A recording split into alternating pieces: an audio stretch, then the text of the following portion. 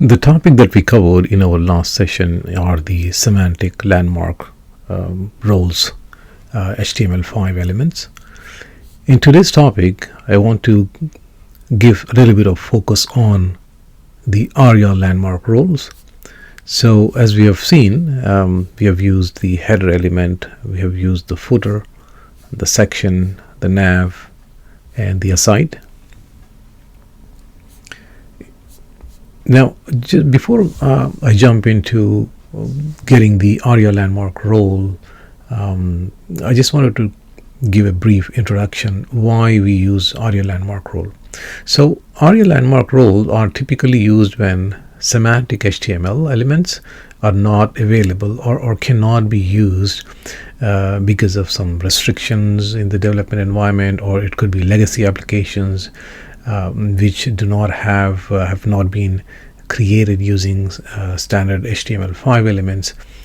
So in case of non-semantic HTML elements like the div or the span, for layout purposes, specifically ARIA landmark roles are used or are provided for assistive technologies, right?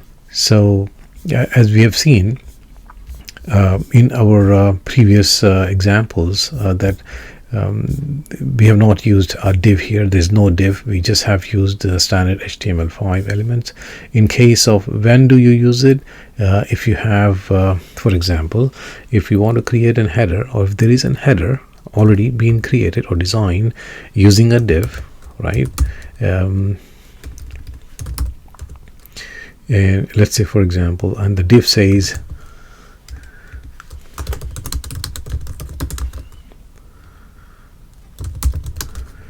right now, in this case, to make these header element, because this is a header but the screen reader will not be able to recognize this as a header, so in such cases what we do is we provide a role as a banner for this, right? So when you give the role as a banner, this is recognized by the screen reader, identifying this as a header, right? So complex UI component, also when JavaScripting is used on dynamic applications, so ARIA roles are used and maintain accessible navigation in such cases as well. There are other semantic elements that can also be used. For example, if you have different sections in a page, like aside for a section, you could call it as a role as a navigation, for main, role as a main, and for footer is role as a content info. I will run a tool or a bookmarklets to show you how the elements are displayed on the page.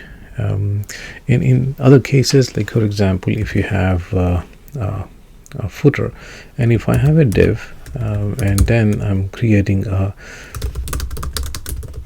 footer, so in such cases I have to provide a role of a content info. So this is recognized as a footer by the screen reader, and if there is a navigation, and then I have to provide, for example, if there is a navigation, a tag,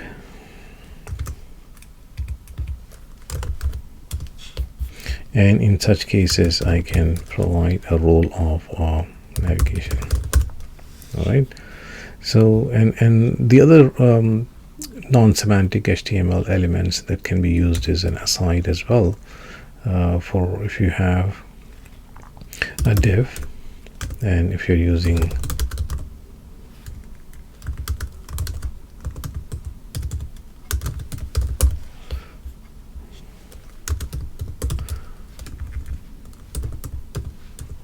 role as complementary.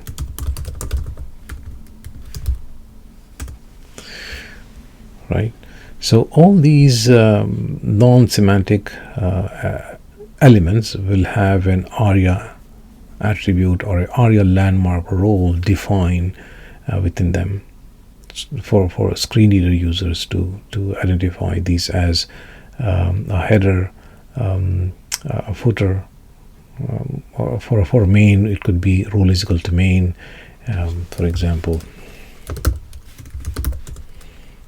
right?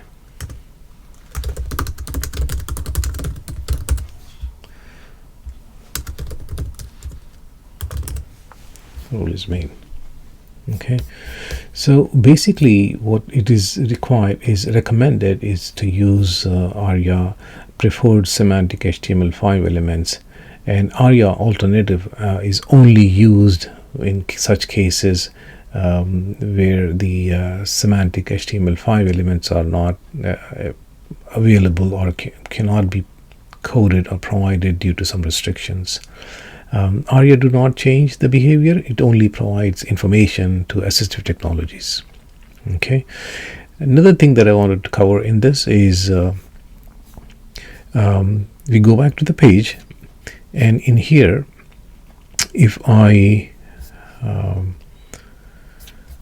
run a bookmarklets, let me remove these ones. So we know now, we have seen a role is banner for header, for footer, for navigation, and etc. So if I go back to our page and run bookmarklets, bookmarklets are nothing but the JavaScript snippets which are used to identify the specific elements on the page and or the errors on the pages. So I have stored bookmarklets, and I just wanted to run that script and see if the elements that we have created or identified within our HTML, that is being identified by the bookmarklets. So I'm running a landmark bookmarklets here. So when I run that, you see this banner. So this is our banner bookmarklets, banner elements that we have created using in here. So accessible headers, right? So this one header is identified as a banner. Okay, and the second one is we have footer. So footer is identified as a content info. We saw that whenever we have an ARIA landmark, it is identified as a content info. So that is our footer, and the footer element is being identified as content info. The second and the next one is one more thing, whenever you have a nested footer, because in our example we had provided nested footers, right? So the nested footers, this footer within the nested section will not be identified as a content info landmark. That's why you see this here, it's not identified as a content info in these our nested footers. And in the last one, the next one is the nav element. Nav element, we have seen it's called as a role as a navigation. So it identified all the three different navs we had created as divided as a navigation here. The next one is the aside element. This is a complementary. We saw that role as complementary for an aside element, right? So these are the different ARIA landmark role that is being identified by the screen reader. Another thing that I wanted to show here quickly is a Wave Chrome browser extension. It's an extension that you can download for free, and when you run that extension, what happens is it identifies any issues on the page. So for the page that we have created, let me run that extension. It's called Wave, WAVE. And when I run that, it identifies immediately the issues on the page, right? And it gives me exactly what the issues on the pages are, because right now, because on the next tab it has the details of what the issues are, and it gives you all the details of what this issue, what the Wave tool has browsed the page and found issues on it.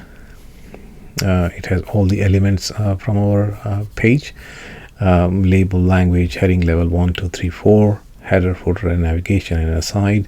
You see these two low contrast is because of the fact that I ran the bookmarklets, and then the issue was with the identification of the bookmarklets.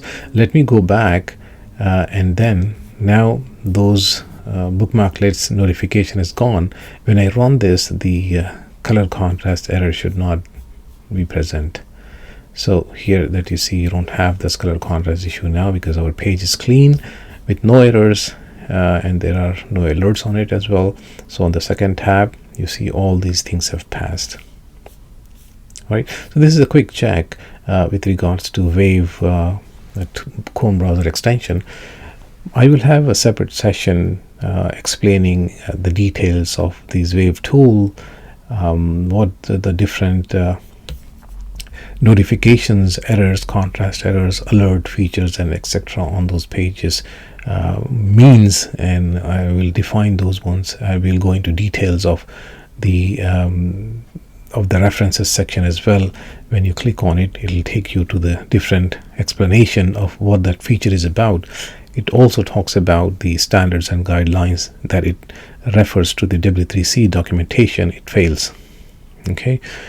So this is in a nutshell a quick overview of the Wave tool extension. We have seen the bookmarklets as well, how the landmarks regions are being identified on the page when you run those ones. So having a proper native HTML5 elements helps the assistive technology or users who are dependent on screen reader navigation to browse the pages. Okay. So I will see you in the next section and talk about a different topic of accessibility.